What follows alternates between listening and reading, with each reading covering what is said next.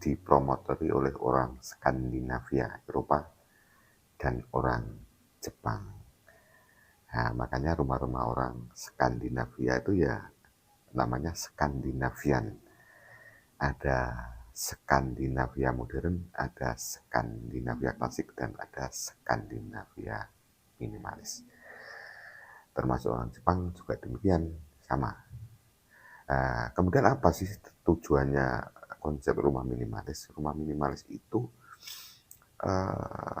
rumah yang dibuat simple, mengandalkan fungsi manfaat, tetapi tidak mengurangi rasa keindahan atau artistik.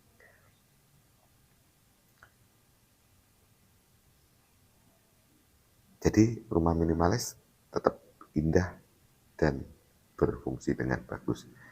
Seperti contoh-contoh ini teman-teman, coba kita lihat dulu biar kita paham